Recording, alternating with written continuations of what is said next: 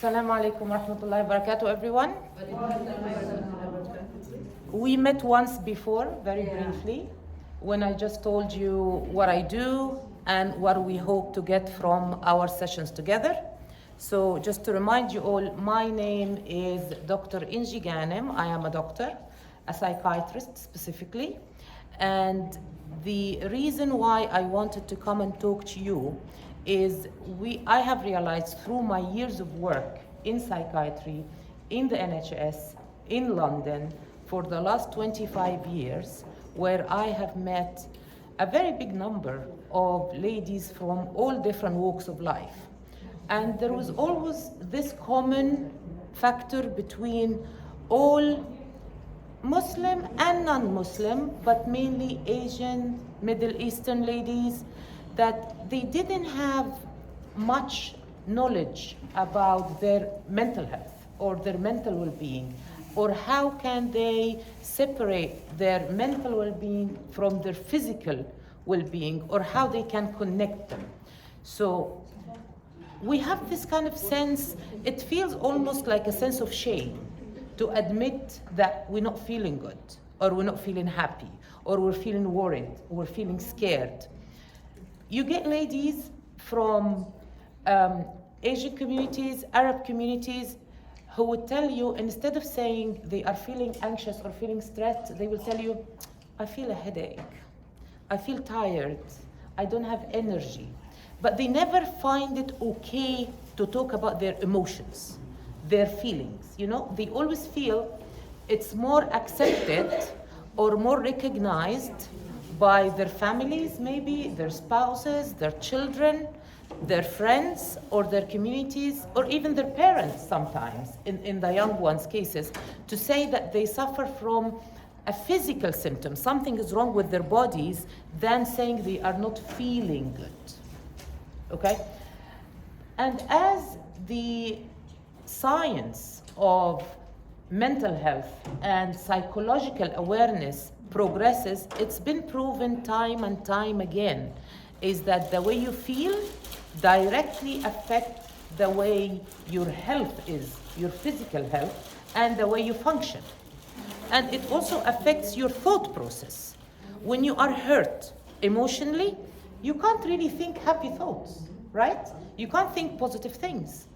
And your body is not going to be feeling fine. If you are sad, you might actually experience headache, but you don't have a physical reason for that headache. If the sadness goes, the headache goes, right? So that's why I felt it was very important to increase this kind of awareness for our community. Awareness is one thing though, and another thing that's very connected to awareness is taking action, right? Because now you will find a lot of people on the media talking about psychological awareness. All those, life coaches, all those counselors, all those people who talk about all these psychologists and all these therapists and the Good Samaritans and whoever can talk about psychology and how psychology is important, etc., etc. That's absolutely fine. You can listen to 100 talks, right? You can attend my talks like from here till 5-10 years to come, and still nothing in your life will change. Why? Because I can't change you. I can't change what is going on with you. Who can change you? Exactly. Only yourself. Allah subhanahu wa ta'ala says, Inna Allah himself says, Inna Allah la yughayyiru ma biqawmin hatta yughayyiru ma bi anfusihim. So Allah subhanahu wa ta'ala, who has the control of everything over everyone, says that Allah will not change whatever is going on with someone until they change what's going on within themselves. What does that mean? Like, don't feel? No, you cannot control your feelings, but you can control what you do with those feelings. The kind of action you take towards these feelings. Yeah, for example, the response to the feeling. For example, say you've had a very heavy meal and that heavy meal gave you a bit of indigestion and you're feeling discomfort. You can respond to that in one of two different ways. You can sit and keep saying, oh, I can't breathe, my stomach is hurting, this is hurting, blah, blah, blah. Or you can take something to help digestion, you can go walk for a little bit, or you can stop eating heavy food, right? Or stop eating too much. I'm sorry I'm saying that while people are already eating, but we're still early in the day, so you have time to digest these meals. Okay? So the main point that we need to know from this talk is that in order for anything that you are not happy with in your life, whether this thing is Allah's decree on you, that something that happened in your life where you have no control over it, because we know we all go through things like that. You know, we lose people we love, we get sick, we lose jobs, we lose home, we change countries. No one here has not been through some difficulties in life, right? Right? We all have.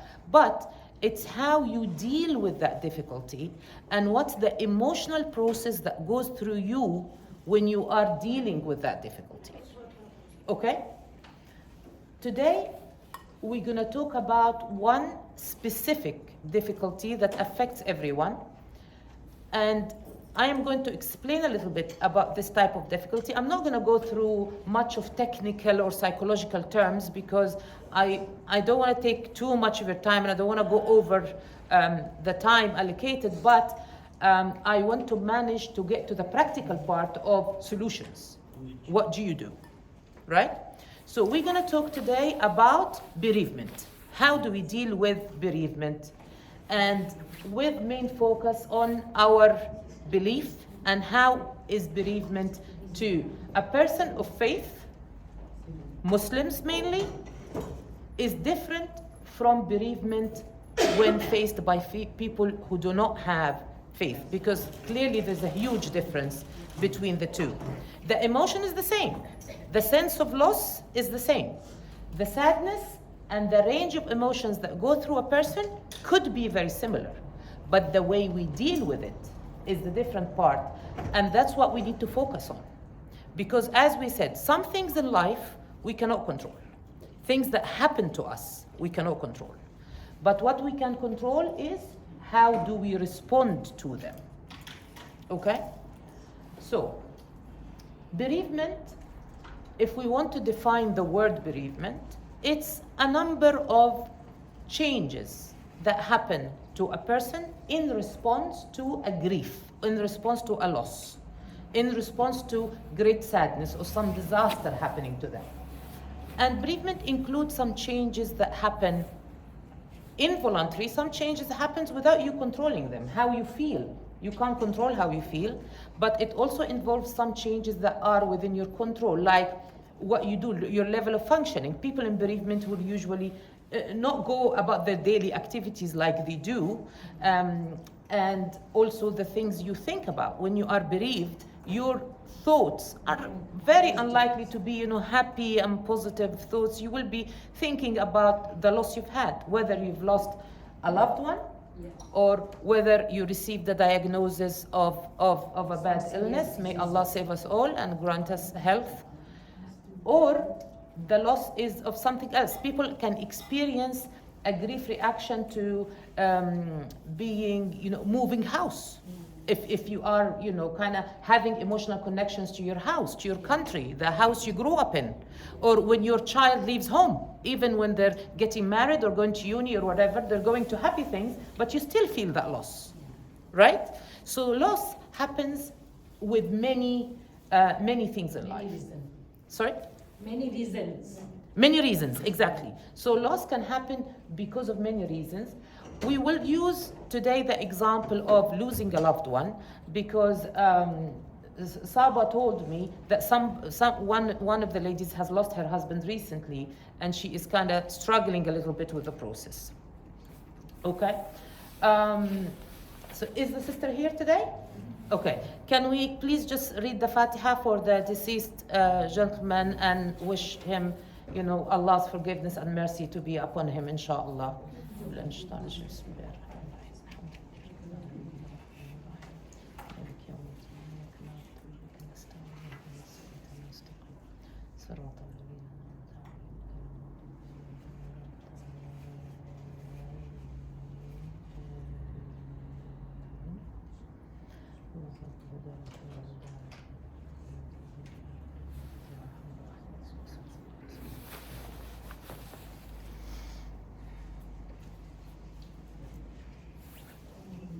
May Allah accept him in the highest of heavens, inshallah.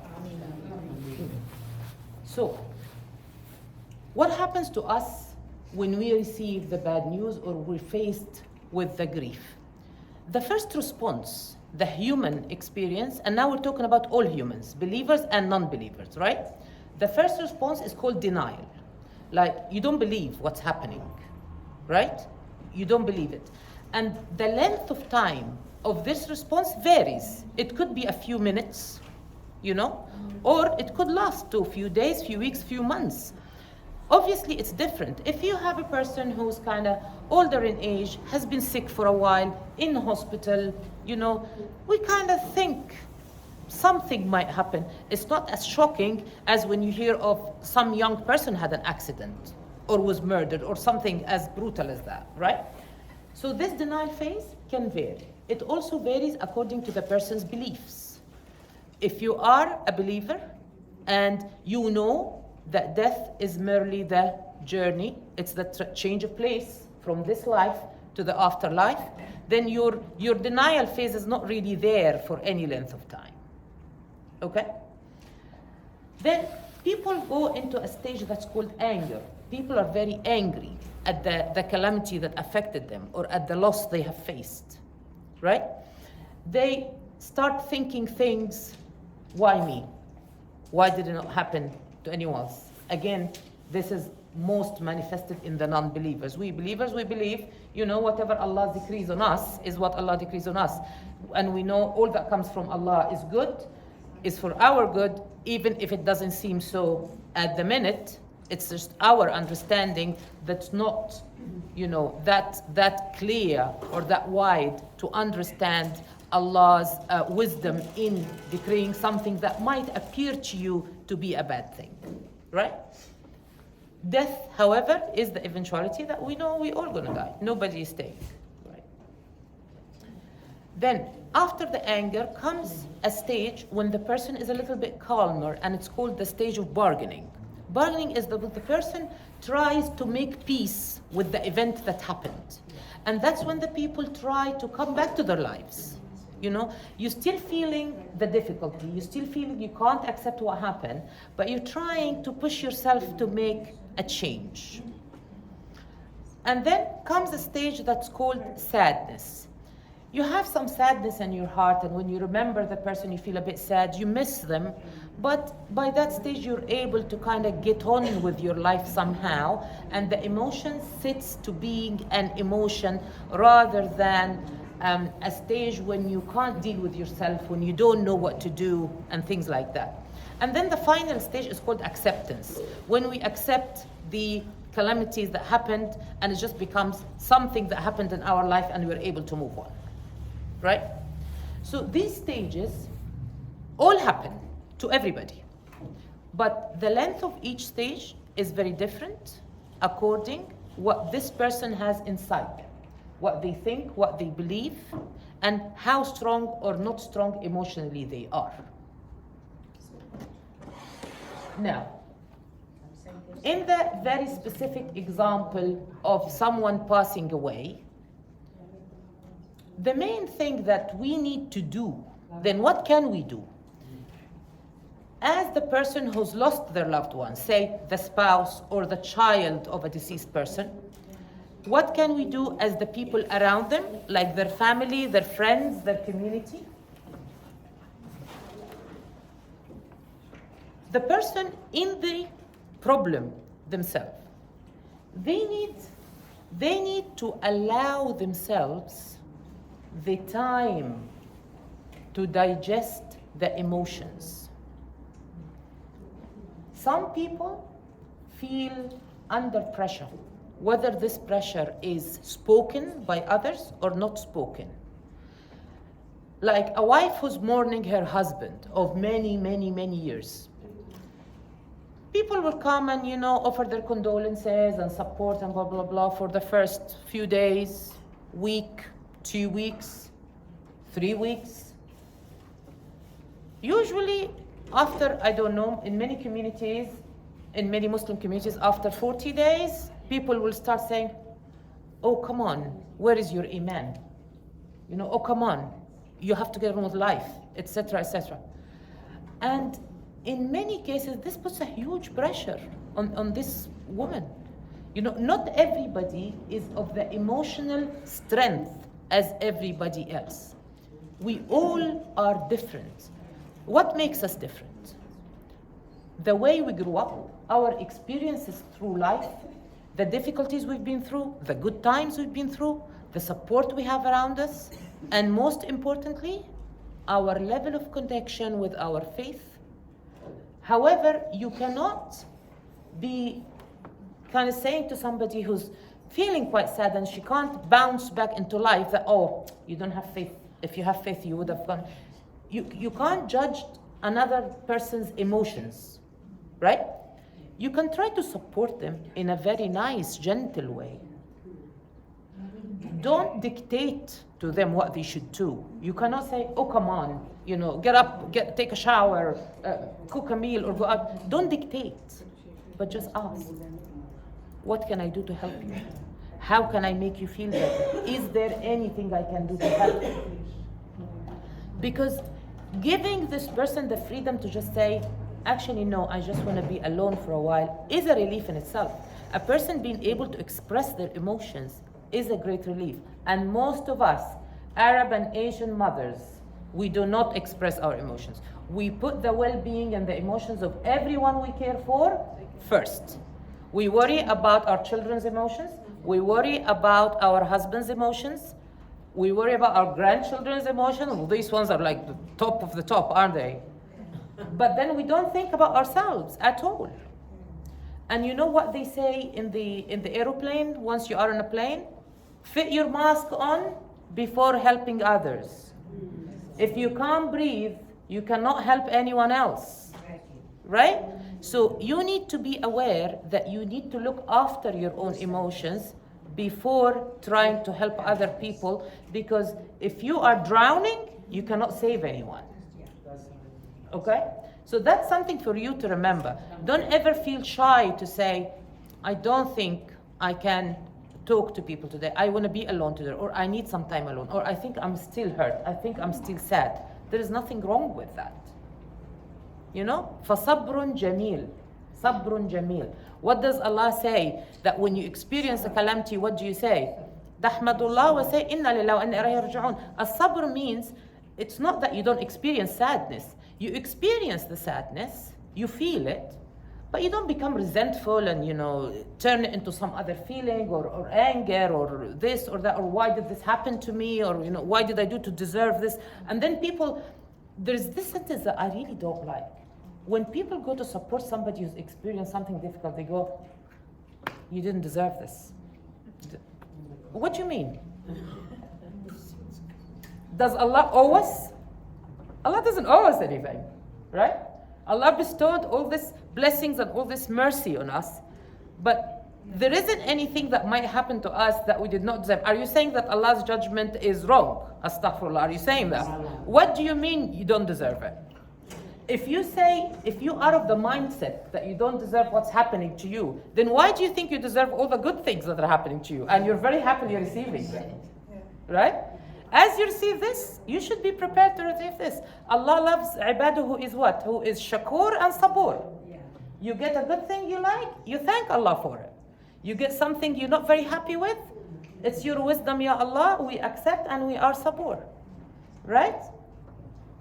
I just remember this hadith Qudsi that Allah subhanahu wa ta'ala talks to the angels, talking about somebody who loses their child, their son.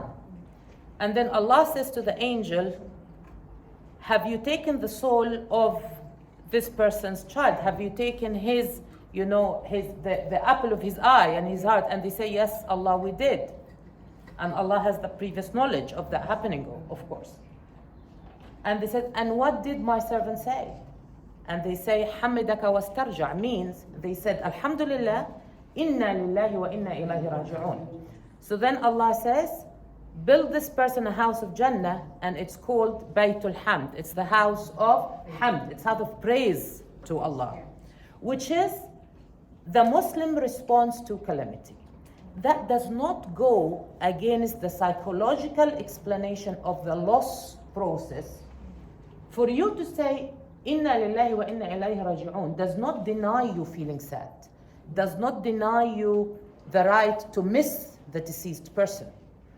But you do this because that's the change that Allah is asking you to do. You submit your feelings to Allah, ask Allah to relieve your sadness, but then what you can do to help yourself get out of the sad times are things that you can take a step at a time. However, you are not supposed to rush through them. You need to allow time to do its thing. Emotions gets easier with time, and you cannot rush them. It's like receiving difficult news, bad news. We go back to the example of the heavy meal. Like the heavy meal is something too difficult on the stomach to digest quickly. Heavy emotions are a very difficult thing for your spiritual and emotional system to absorb quickly. So it's gonna take time. And you need to allow yourself to have that time and sit with the feeling. Don't try to push the feeling away. If you wake up and you're feeling sad, it's not the end of the world. You can't keep pushing yourself to feel better. If you push yourself, it means you're trying to squeeze that, heavy food in without allowing it to digest. And you try to put some more feelings on it, while this one is already accumulated inside you. Don't do that. Let the emotion process, meaning let the food digest. Let it take its time, and don't be shy to tell people around you that, Alhamdulillah, inna lillahi wa inna ilayhi raji'un, but I'm still not feeling up to doing so and so. I'm still not feeling up to meeting people. I'm still not feeling up to, cooking or doing. And the surprising thing is, people around you, in most cases, will understand. It's us who put the pressure on ourselves not to show these emotions. It's us who feel like we have to be braver for our children. We have to be braver for our, husbands or jobs or volunteering or whatever you're doing. But actually, if you are trying to show an example to your children, you're not doing them a favor by pretending something that you're not really feeling. You're giving them a bad example. You're telling them, when you feel difficulty, try to rush through it. Try to deceive yourself and tell yourself, no, I'm okay, I'm okay. You can't do that, right? So, then what can you do to help yourself? Coming back to your normal life needs to come in very small steps. A very little achievement every day. Humans always feel good about their achievements. And we, ladies, wives, moms, feel doubly good about the little achievements. If you cook a good meal, if you bake something nice, if you help your child tidy their wardrobe, just do whatever little thing you think you can manage to do, even if you just do one thing a day. When do you do that? The length of bereavement reaction is different from one person to another, depending on many factors. There isn't a template. I can't say, okay, you're allowed to be sad for 3 months, then after 3 months, you need to get up and do one thing or two things. No, you cannot put a time on it. You will know when your feeling has changed, you are ready to take on something, right? We give a rough estimate. In psychology world, we give a rough estimate of bereavement or a huge loss to continue to have an impact on a person's emotion. They say about a year, right? Obviously, this is very variable. I have seen many Muslim families who deal with this in much shorter time. And I think faith helps a lot with that. Because the person who's gone is not, the non-believers feel the person who's gone is gone. That's it, finished. But for us, we feel it's a matter of time. And inshallah, they've gone to a better place.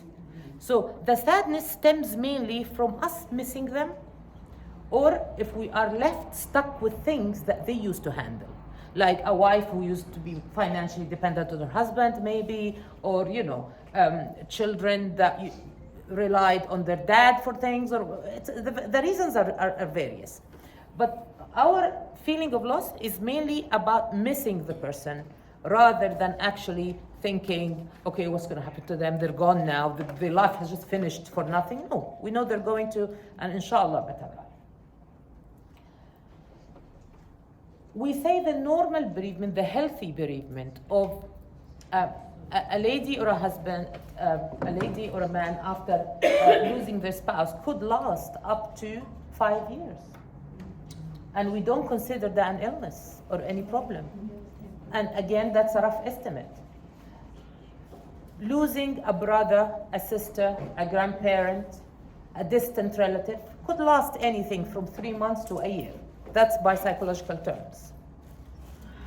Losing a child is very much dependent on the age of the child and if the mother has other children or not.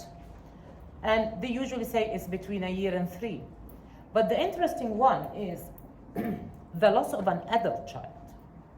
If you have a child who's an adult and they happen to pass away because of an accident, an illness, disease, or whatever reason, we actually expect the mother to grieve for her lifetime. That's the hardest one. And yeah. And subhanallah. Sister, can you repeat just what you say was the Shahada? Can you say it again? Sorry, say again? Can you repeat just what you said now? What I just said now? Yeah. I said, okay. I said that the psychologists have given estimates of how long should a person's reaction to a loss of a family member is and what they consider a normal reaction. And they've estimated different time spans. So between a year and 5 years, depending on the relationship between the deceased and the person experiencing the loss. But we said the most profound loss is usually the loss of an adult child to the mom. And the mom grieves for her lifetime, the loss of an adult child. Obviously, that does not have to necessarily apply to people of high level of connection with Allah and people with strong faith. All the moms of the shuhada, all the moms of the martyrs and the people who've died, in Palestine, people dying in battles and all that, it's very different. It depends how connected you are. The more you connected you are with Allah, and the more you're believing, and the more you are actually exercising the tools that Allah has given you. The biggest one of them is doing your dua. Doing your, 2 rak'ahs of qiyam and asking Allah to relieve your pain. Nobody of your fellow humans is able to relieve your pain. This idea of sitting with somebody and pouring your heart out to them, thinking they're going to make you feel better, it's a myth. I'm sorry to say. It is a myth. It does not actually help. It causes something that's called re-trauma. It makes you live the difficult feelings again and again and again. You might feel a little bit better that you've passed some of that sadness, out of you. It's gone to another person who, if they are a person who cares for you and a person who genuinely love you, they're going to share some of your sadness. They will feel sad like you are feeling sad, right? And that might make you feel a little bit better that you're sharing the feeling. But they can't actually help you get rid of the feeling, right? And if they are a person who doesn't really like you much, it might make them happy, or they might feel nothing, right?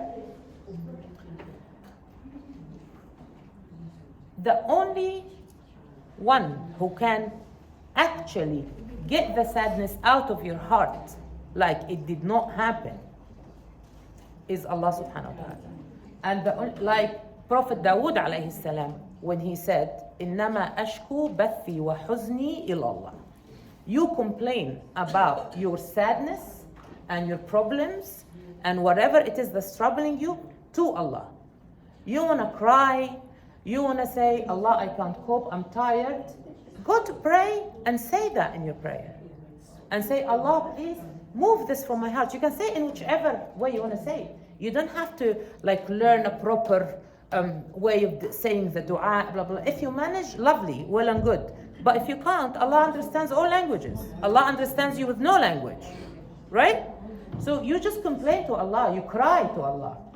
You might use, however, that doesn't mean we don't need people. You know, you can't live without having some good people around you. You need your connections, you need your support. In what? Not for them to get the sadness out of your heart, but it's for them to lend you a helping hand to take some practical steps. Like if you want to do something, you want to get out of your house. You don't have the energy, you don't have the courage. Your friend, your daughter, your spouse, anybody could help you choose something to wear, could help you find a place to go to, could help you get in a car, could drive you, you know, could talk to you about happy things to distract you for a while, you know. And if you have a good friend, they could lead you on a better way of managing your emotions and managing your life. So I'm not saying you don't need to have people around you. You do need to have people around you. But all people, their effect is limited. The main effect is in the hands of Allah subhanahu wa ta'ala, and then in you, in your own hands, if you stick to Allah subhanahu wa ta'ala command of changing yourself if you want things around you to change. Right? So, can somebody tell me about the time? Because I'm not sure if I'm... It's 11:10. Okay, so it says 1:45 here, so I'm not sure. Or 10 past 9? 10 past 11. It's 10 past 11 at the moment. Okay, so we've got about 20 minutes. I'm going to finish in about 10 minutes, and then if anybody has questions, we'll take a couple of questions too. Thank you. So yes, having people around you is important, but you need to realize that the people around you have a limited role. And as they have a limited role in making you feel better, they also have a limited role in making you feel sad, by the way. Because you get, thank you very much, oh, that's very kind, thank you. Because you get some people like blame, obviously the poor husbands are always the first, the first court to blame. You make my life miserable.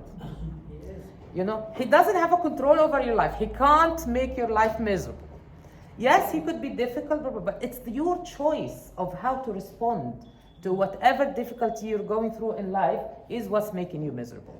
If you change the way you respond, things might change, but that's another talk. The husband's talk, another one. Tell Saba if you want that talk, and then we will do it. All right? So, the main message about this bereavement talk is, first of all, bereavement is inevitable. The feeling of sadness, difficulty, not being able to cope is natural, is expected. It happens to everyone. It doesn't mean the end of the world, but please give it time. Don't start labeling yourselves with things like, oh, I'm weak. I don't have enough iman. I don't have enough, faith. I'm not a good mother. I'm not this, I'm not that, just because you're not able to cope. Everyone is different. Allow yourself to sit with the feeling. Don't try to rush the feeling away. Like, I don't want to be sad, I have to feel better. No. You're going to feel better when you are able to feel better. You want to speed it up? Ask Allah to help you speed it up. Okay? That's your only way. Second point is, people react differently. Respect each other's feeling. Rather than offering something that people might not be able to take. It's like, you go to your bereaved friend or sister, like, come on, let's go out, get changed, or let's do that. Don't do that. Don't do that. If you want to offer help, just go ask them, can I offer you anything? What is it that you think you need? And listen to them and do what they think they need. Okay? Third of all, your connection with Allah is your main thing. Your ability to see what is happening to you as part of Allah's plan that is all khair. It's all good for you, yes, by Allah's wisdom, and doing your adhkar and things like that, that helps you feel better.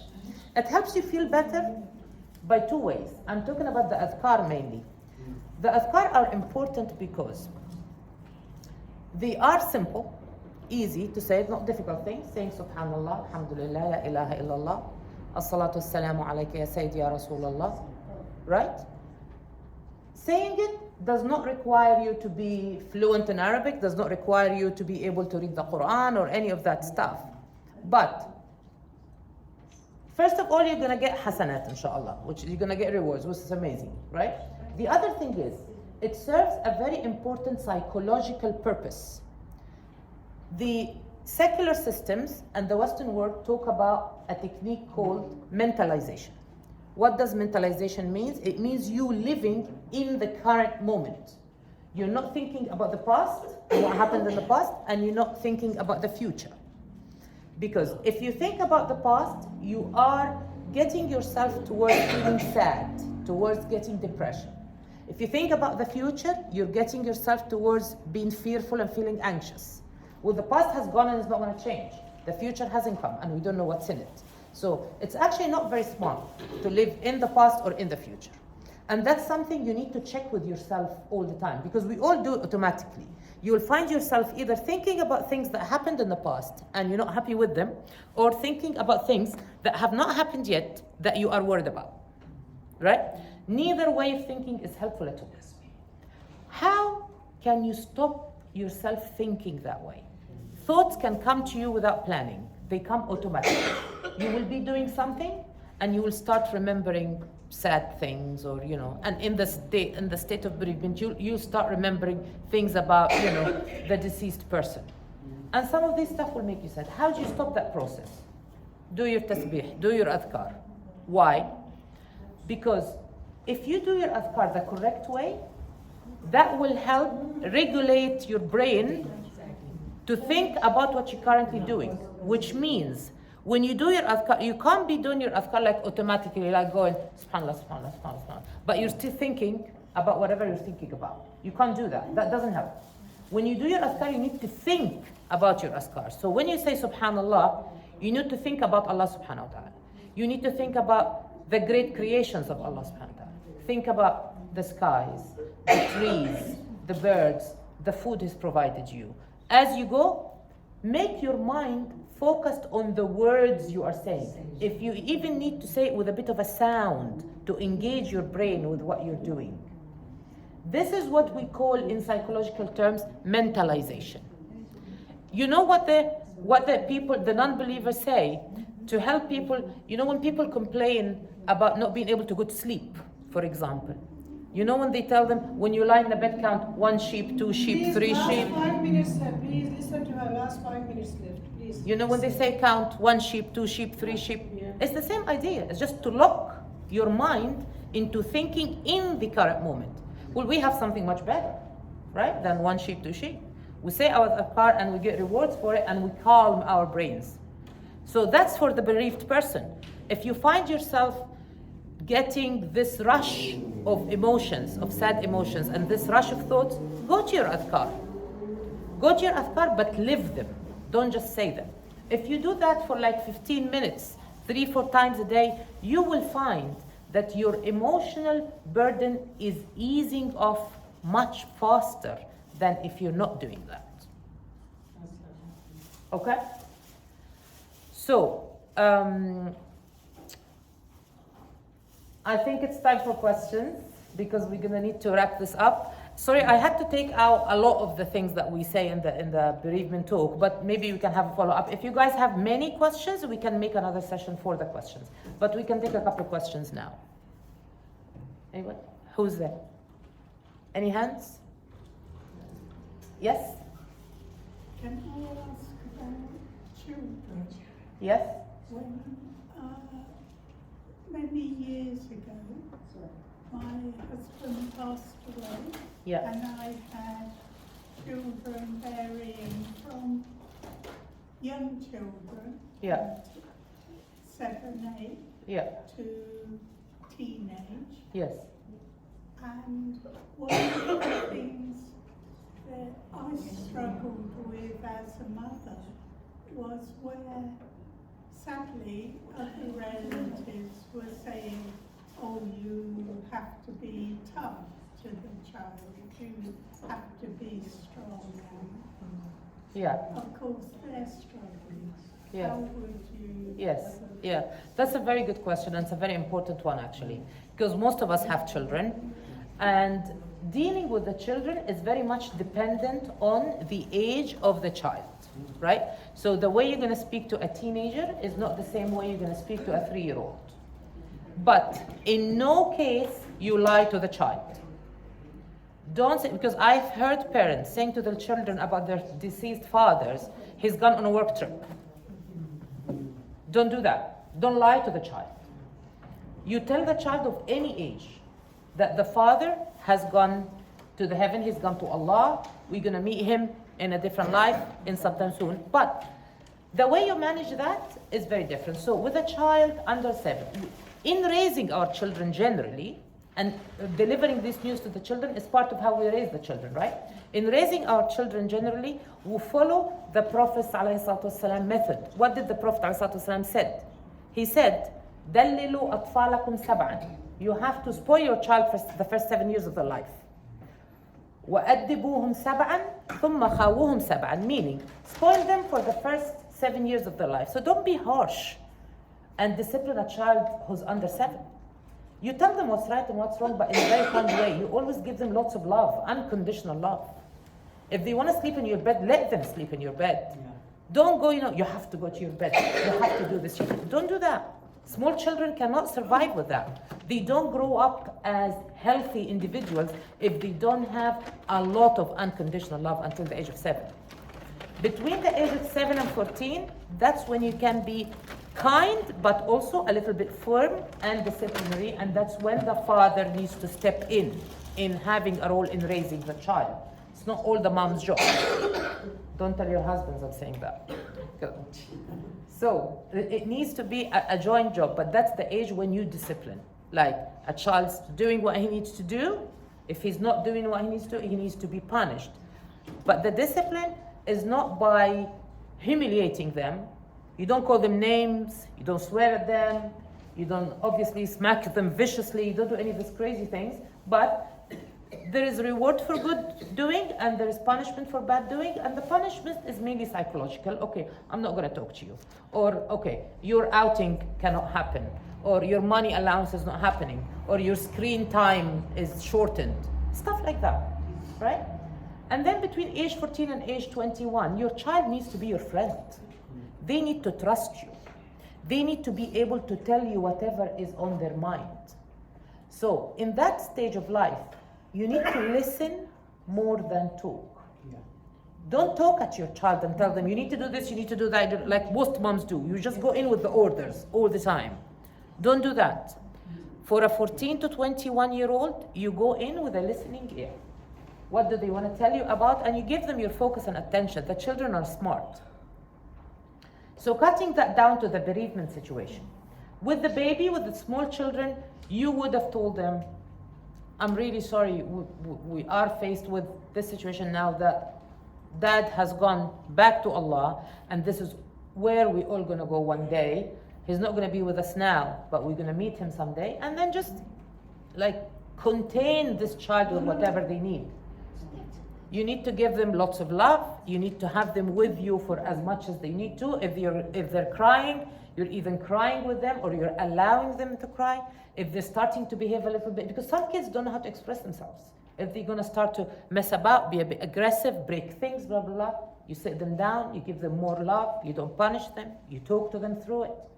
If they are between the age of 7 and 14, you obviously tell them the truth, and you tell them, I know this is going to be a difficult time with you. You try and give them more praise, try to give them more good times. Go a bit easy if they can't function in the school for a while. If they're not doing, don't be too hard on them. Just ease it down with them. Appreciate that they are feeling what you're feeling, but in a different way. And with the teenagers, you will need to obviously, like with the age 14 above, you will need to tell them the truth as it is again, and do what they need. Listen to their feelings. How does that make you feel? What are you worried about? Does that scare you that he's not here? But that's what's going to happen to us all the time. In our lives, we're going to eventually not be here. It's different time for everyone. It's Allah's decree on us. Explain to him about Allah. Explain to him about how to try and make sure that he has good company. He hangs out with good people who understand what is happening. Make people around him aware that he's going through a difficult time. Make the school aware. Things like that. Does that answer your question? Yes, and as grandparents, as most of us now are coming to that stage. Sorry. Yeah. time is Yeah, up. 5 minutes. Yes. 5 No. minutes. Yeah. No. It is an important thing. But just don't be afraid to tell your child the truth. The child can understand and can handle emotions much better than adults. That's the bit that most parents don't realize, and they fall into the trap that they're trying to protect their children from the bad emotions. The child is much more resilient than an adult to a difficult emotion. They pass it easier. But the condition for them to pass this emotion easier is that they have a good support system at home, that they have a good parent who is offering the love and the care. They have a friend or two, they're doing okay at school. In a person's life, one good connection will save you from developing an illness, a mental illness, even if you have one good connection. So a child can be totally fine with one parent or with an older sibling, so children will cope much better than adults with these things.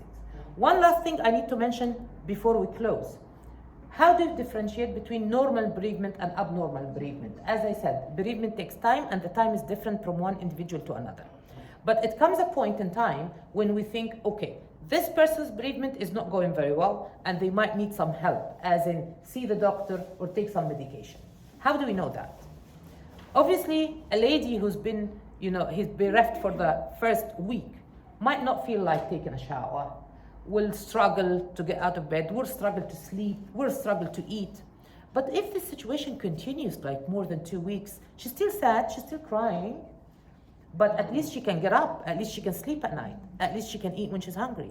If she's not doing any of that, and she's just in bed and she cannot get up, she can't remember things, she doesn't know who's coming and who's going, that's when you start to think, okay, maybe we need to see a doctor here, and she might need some medication. And there is no shame in that. Some people might need some help for a short time.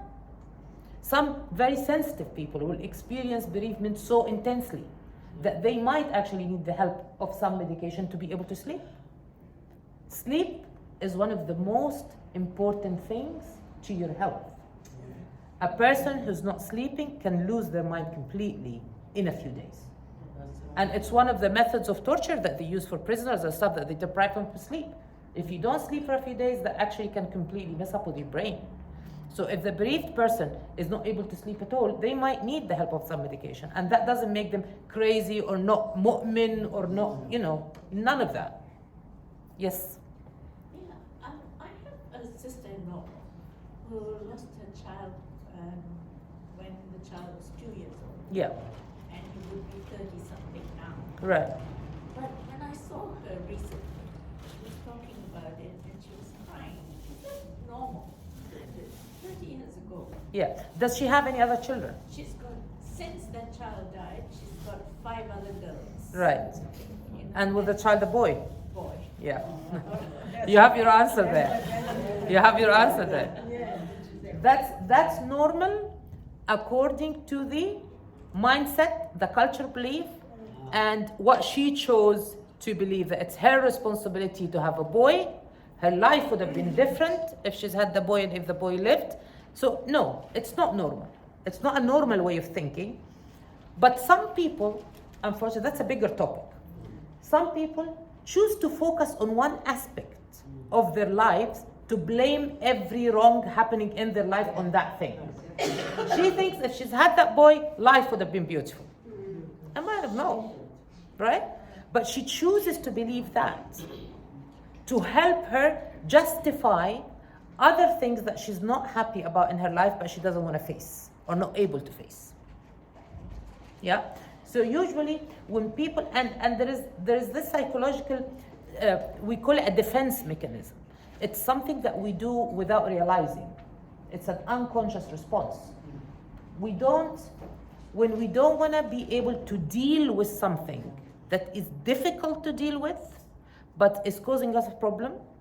Like, for example, if the husband is not a very nice person, or the relationship is not going very well, and she's struggling, but she's committed, she's been married years, she's got children, she's got responsibility, she's financially dependent, whatever the situation is, that relationship will cause her constant struggle, constant sadness. She would never want to admit that. So whenever she's sad and crying, she will tell you, oh, it's about the child that died. But it's not about the child. It's not about the child. You will always substitute things that people will find noble and not our fault. And when you talk about losing a child, people will usually feel supportive towards you, right? They will always give you a positive response. But if you say, I don't know what to do with my marriage, I'm struggling, you're not always going to get the positive response, right? And you are actually not planning to make any changes to your life, but you need something to carry the burden of that sadness. So you will blame it on the thing that you have not had, or the loss that you've had ages and ages ago. Yeah. Thank you so much. Okay. Thank you very much, everyone. It's been really, really nice meeting you all. I hope, inshallah, I hope you found it useful. Please tell your friends. Yes. And we hope we will see more ladies in the next year, inshallah. Have a very good end of year, inshallah, and I will see you again. Take care. Thank you. Assalamu alaikum. Sister, this is for you. Thank you very much.